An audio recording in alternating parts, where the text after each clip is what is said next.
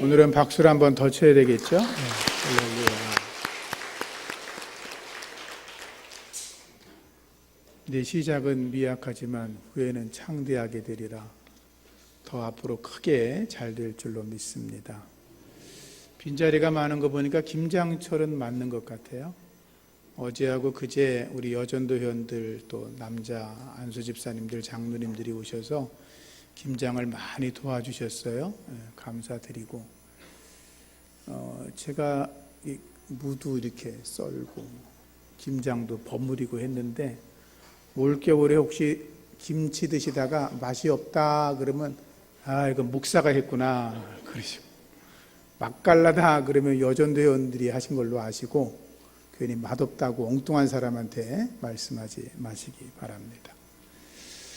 오늘은 이제 세례식도 있고 또 성찬식도 있고 예배를 끝내자마자 또 제가 유치부 설교를 오늘은 해야 되기 때문에 설교를 좀 죄송하지만 좀 줄여서 할 테니까 여러분들이 이해를 해주시면 고맙겠습니다.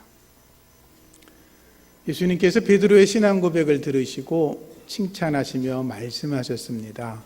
너는 베드로다. 내가 이 반석 위에 교회를 세우리니 음부의 권세가 이기지 못할 거다. 내가 천국 열쇠를 너에게 주겠다. 그리고 말씀하시면서 네가 땅에서 무엇이든지 매면 하늘에서도 매일 것이고 땅에서 풀면 하늘에서도 풀릴 것이다 라고 말씀을 하셨습니다. 내가 이 반석 위에 교회를 세우겠다. 그 반석이라고 하는 말 때문에 교회 간에 이제 갈등이 벌어지기 시작했습니다. 로마 가톨릭은 그 반석을 베드로라고 이야기를 합니다. 그러면서 예수님께서 교회를 세우실 때 베드로 위에 세웠다 이렇게 말을 합니다. 그래서 교회의 수장권이 교황에게 있다고 말합니다. 베드로가 초대 첫 번째 교황이고 그 뒤를 이어서 계속 교황들이 세워진 사람들은 교회의 수장권을 가지고 그 교황에 의해서 교회가 다스려지는 거다라고 이야기를 합니다. 더 나아가서 교황은 천국 열쇠를 가진 자고 아무런 죄도 없고 로마 가톨릭만이 참된 교회라고 이야기를 합니다. 그러나 가톨릭의 유명한 신학자인 한스 퀸이라고 하는 분은 교회의 수장권의 정당성은 성경에서 찾아볼 수 없다라고 단언을 했습니다. 단지 그것은 로마 교회의 주장일 뿐이다 라고 하는 거죠. 로마 가톨릭의 주장처럼 교회가 베드로 위에 세워졌다라고 하면 문제가 나타나기 시작합니다. 첫째는 교회가 사람 위에 세워졌다라는 말이 되는 것입니다. 교회의 주인이 예수님이 아니라 베드로 사람이 된다라고 하는 것입니다. 죄인인 인간이 교회의 주인이 된다고 하는 건 말도 되지 않는 것이고 그렇게 되면 교회는 악한 마귀의 표적이 되고 더불어 교회는 음부의 권세를 이길 수 없는 무기력한 존재가 된다라고 하는 것입니다. 사도 바울이 고린도전서 3장 11절 말씀에서 이 닦아둔 것 외에 능히 다른 터를 닦아둔 자가 없으니 이 터는 곧 예수 그리스도라고 하였습니다. 교회의 터는 예수 그리스도이십니다. 사람이 아니다 라고 하는 거죠. 아시는 것처럼 우리 본문 뒤를 읽다 보면 베드로가 예수님에게 항변하는 장면이 나옵니다. 예수님 절대로 십자가 달려 죽는다는 소리 하지 마십시오 라고 따져 이야기했을 때 예수님께서 사탄아 내 뒤로 물러가라 라고 말씀하셨습니다. 그 말은 베드로가 악한 마귀의 표적이 되고 있었다는 것입니다. 그러니 베드로 위에 교회가 세워졌다면 교회는 마귀의 권세와 싸워 이기지 못하는 무기력한 존재가 되고 만다라고 하는 것이죠. 성경은 이 반석을 신앙 고백이라고 이야기합니다. 베드로라고 하는 이름은 페트로스라는 단어입니다. 페트로스라는 것은 큰 바위 덩어리는 페트라라고 하고 페트로스는 작은 바위를 말하는 것입니다. 그러니까 이 반석 위에 내가 교회를 세운다고 할 때 그 반석은 페트로스 조그만 바위 덩어리가 아니라 어마어마하게 큰 반석 페트라를 이야기하는 것입니다. 요르단에 가면 페트라라고 하는 유적지가 있는데 그것처럼 어마어마한 바위를 페트라라고 하는 것입니다. 이 말을 그래서 성경학자 알렌이라고 하는 사람은 이렇게 정리했습니다. 너는 베드로 페트로스다. 그런데 내가 고백한 그 고백의 진리, 주는 그리스도시요 살아계신 하나님의 아들, 그 고백한 진리는 페트라, 거대한 반석이다. 내가 그 거대한 반석 페트라 위에 내 교회를 세우겠다. 주님이 그렇게 말씀하신 것입니다. 예수님은 내 교회를 세운다 그러셨습니다. 예수님이 세운 것은 나라도 아니고 국회도 아니고 무슨 사업장을 세운 것도 아니고 우리 예수님이 세우신 것은 교회입니다. 그런데 그 교회는 목사의 것이 아니고 장로의 것이 아니고 목소리가 큰 사람들의 것이 아니라 그 교회는 예수님의 것입니다. 오늘날 많은 분들이 착각을 해서 자기가 교회 안에서 주인 행세를 하고 있는 것은 마귀를 기쁘게 하는 것입니다. 그들의 행동을 보면 마귀가 춤을 출 겁니다. 니네 교회 빨리 망해라, 마귀가 그럴 겁니다. 그러나 교회는 예수님이 핏값으로 사신 교회입니다. 주님의 교회입니다. 목사의 교회가 아니고 몇몇 사람들의 교회가 아니라 교회는 십자가에 달려 죽으신 예수님의 교회입니다. 우리는 그 고백 앞에 겸손하게 서야 되는 것입니다. 그렇기 때문에 교회가 악한 마귀와 싸워 이길 수 있는 것입니다. 목사의 교회라고 하면 교회가 혼란스러울 겁니다. 몇몇 사람들의 교회라고 하면 그 교회는 건강하지 못할 겁니다. 결국 생명력을 잃어버리게 되고 그 교회는 시간이 지나가면서 망하게 되는 것입니다. 가끔 어떤 분이 저한테 그렇게 말씀하십니다. 목사님이 편하신 대로 목회하시지요. 제가 이렇게 대답합니다. 제가 아니라 주님이 기뻐하시는 교회가 되어야 합니다. 주님이 기뻐하셔야 될 줄로 믿습니다. 그래서 우리가 깨어 경성해야 합니다. 악한 마귀가 교회 안에 발을 디뎌놓지 못하도록, 예수님 외에 다른 어떤 이가 교회를 혼란시키지 않도록 우리가 굳건하게 지켜내야 되는 것입니다. 그래서 기도해야 되는 것입니다. 교회는 음부의 권세를 이겨냅니다. 음부라고 하는 건 지하의 권세, 죽음의 권세를 말합니다. 어두운 곳입니다. 한번 들어가면 나오지 못하는 곳입니다. 죽으면 끝나지 않습니까? 그런데 우리 예수님께서 음부의 권세를 깨트리고 부활하셨습니다. 그 능력이 교회 안에 있습니다. 예수를 믿는 자들은 죽어도 사는 줄로 믿습니다. 사망아 너의 이기는 것이 어디 있느냐? 사망아 너의 쏘는 것이 어디 있느냐? 사망에 쏘는 것은 죄요, 죄의 권능은 율법이라 말씀하지 않았습니까? 주님이 부활하신 것처럼 우리도 죽음의 권세를 깨트리고 부활하는 줄로 믿습니다. 그게 교회에 주어진 권세인 것입니다. 음부의 권세를 사탄의 권세라고 이해해도 좋습니다. 히브리서 11장 34절 이하 보면 악한 마귀들은 교회를 핍박하고 성도를 쓰러뜨리려고 계속하여 공격합니다. 불의 세력으로, 칼날로, 사자의 입으로 성도를 핍박합니다. 실온과 채찍질과 결박과 옥에가듬과 돌로 치는 것과 톱으로 켜내는 것을 통해서 예수 못 믿게 만들었습니다. 하나님의 사람들은 양과 염소의 가죽을 뒤집어 쓰고 도망다녔습니다. 광야로 토굴 속으로 굶주림과 환난과 학대를 이겨내며 믿음을 지켰습니다.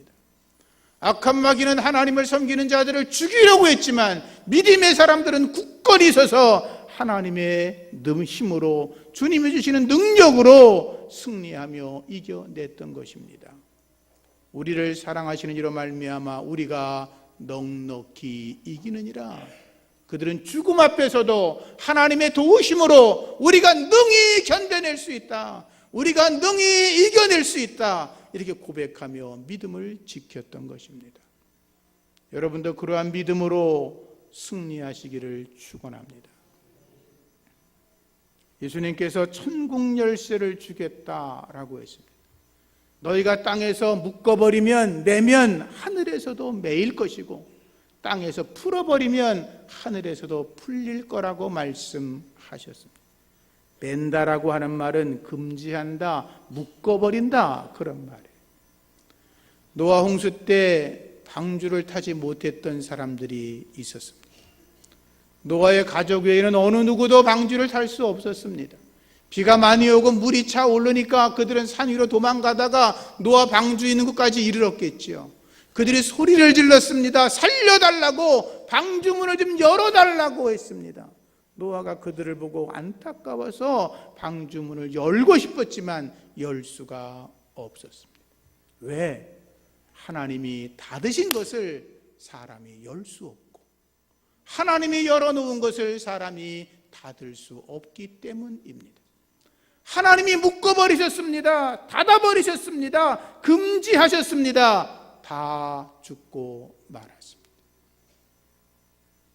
사도행전 8장 보면 마술사 시몬이 베드로가 사마리아 사람들에게 안수할 때 성령이 임하는 걸 보고 너무나 놀랐습니다.